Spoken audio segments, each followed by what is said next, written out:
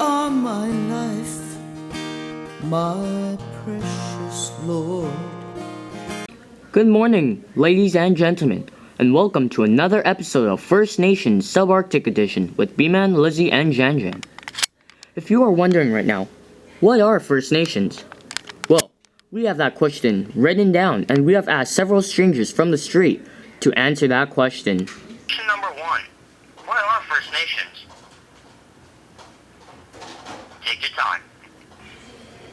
I'm supposed to answer this question, and I'm not even Canadian, so do I still have to answer this question?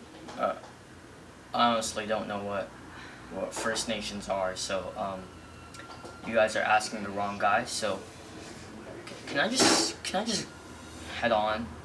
I'm supposed to meet someone at Starbucks. Alright.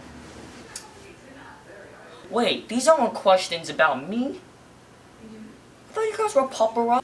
Cause I don't know, I'm not sure, man. Like, you just pull me out of the street, okay? Now you know the gist of what a First Nation is, and we have talked to many people from the streets. What are First Nations? Let's get back to the main topic here.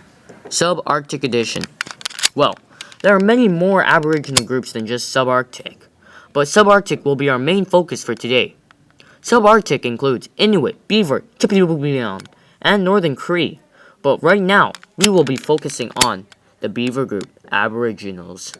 Now, our amazing resources has gathered many brilliant scientists around the world, thanks to B-Man, Lizzie, and Jan. Now, to you, B-Man, to get the latest news about Aboriginals, First Nations, Subarctic Edition from our scientists. The location, environment, clothing, art, language, food, shelter, religion, technology, and survival. Thanks to you, B-Man. Now, to the Chipewyan group. Now, bring to you live about the Chipewyan group. My name is B-Man. My name is Jan. And I'm Lizzie. So the Chipewyan group is a Greek group, and its religion was animism.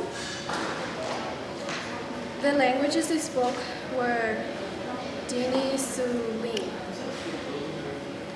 The Chipewyan relied on bison, musk oxen, moose, waterfowl, fish, and wild plants for sustenance. Where they lived was in the region spanning the Western Canadian Shield to the Northwest Territories. Their clothing was also made from fur from animals. Caribou was used for their shelter, clothing, bedding, and it was a source of many tools in their daily life.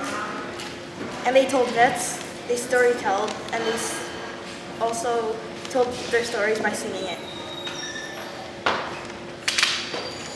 For their shelter, they used tents and stuff. For survival, they set up tents near water to get water easily. They lived near the tundra. And for tools, they used hatchets, blowguns, axes, and rocks. For technology, they used rocks to cover the bottoms of their tents and used pegs to nail down the tents. They used rocks as hammers and used spears for weapons made out of wood. They used moss to burn down trees and wood. Thank you, Brian from Jade. This is B-Man, Jan, And Lizzie. talking to you about the Chipewyan group. Those are some amazing facts, Lizzie. Thanks to you, we have found out about the Chipewyan group and its amazing facts about location, environment, clothing, art, language, food, shelter, religion, technology, and survival. Now, to Jan, to find out what about the Inuit group. In plus quit equals Inuit. Our latest explorers, Lizzie and Jan. Hi, my name is Jan, and today we will be talking about the Inuit people. So there was religion in the Inuit people. They believed in animism. They all believed that you had to give gifts to the spirits. Usually when you killed an animal, you had to usually give them a gift or something, because if you didn't, they thought that they would get angry with you and give you a curse. Thank you, Jan. Okay, so next is location. Usually the Inuit people lived in the Arctic region of Greenland, Canada, and the USA. The Inuit speak a lot of languages. Usually they speak Danish, English, and French, and other languages. The Inuit people lived in an environment that was harsh. It was cruel and harsh. Usually it was always cold in their places. And the way they adapted was they had very little resources, but they used the most of it. They had, to adapt to their environment, their clothing was usually made out of like fur and usually the animals they used were caribou, seals, polar bears.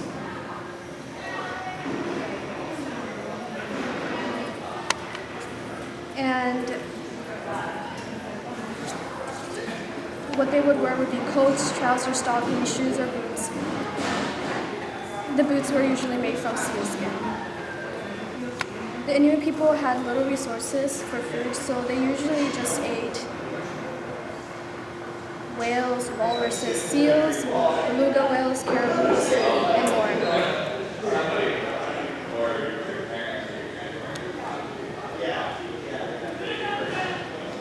Okay. The Inuit people lived in a shelter, and their shelters were usually made out of whale ribs or driftwood. If it was in a cold, harsh environment where they were hunting, they usually lived in igloos for a while.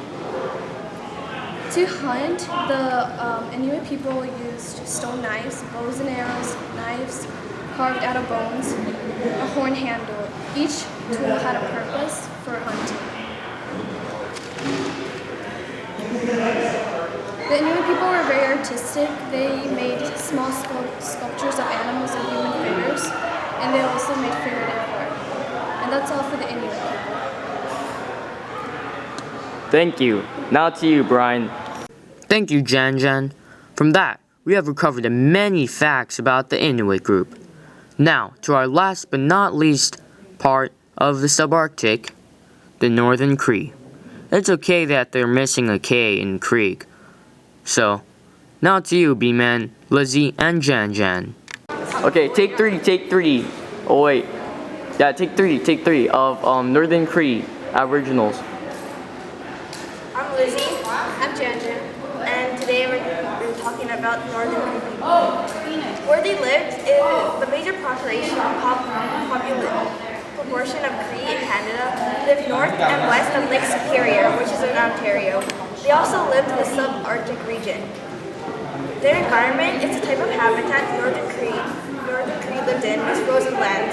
The climate was very cold, and it could get as cold as negative 35 degrees. The Northern Cree was very good at adapting to whatever environment they lived in. At a point in life, the Northern Cree people had developed a specific way of life because of where they lived. For their language, they spoke English or French, but some of them spoke their native Cree language.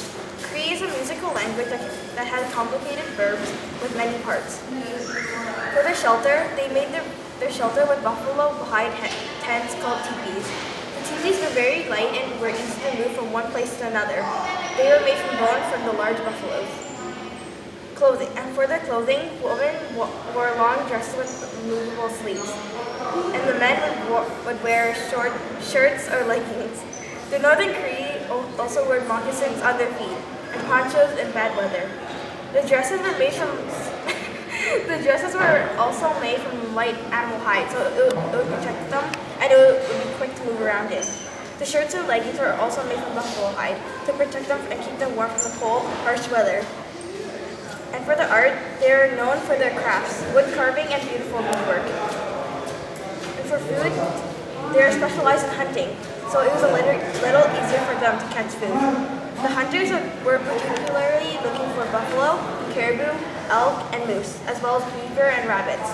The Northern Cree also fished and hunt seals, and the women would gather nuts and fruits, and also grew some corn. For special occasions or traditions, Northern Cree would eat eastman, and the pemmican is originally dried meat and is made by pounding it. Their religion is the type of spirituality that the Northern Cree people believe is animism. Animism is the belief that animals, plants, and inanimate objects possesses a spiritual essence. For their technology, the most used tool or weapon that the Northern Cree used was the bow and arrow. The Northern Crees used bows and arrows for both hunting and war. Other Cree weapons include spears, clubs, and knives. The Northern Crees also used bone, fish hooks, and nets. That is all. Now back to you, Brian. Thank you for tuning in today's episode of First Nations Aboriginals Subarctic Edition with B-Man, Lizzie, and Jan Jan. In today's episode, we have talked about the Beaver Group, the Chipewyan Group, the Inuit Group, and the Northern Cree. So tune in to us next time of First Nations Aboriginals, where we will be talking about something else. Thank you. This is your host, B-Man, Lizzie, and Jan Jan. Good night.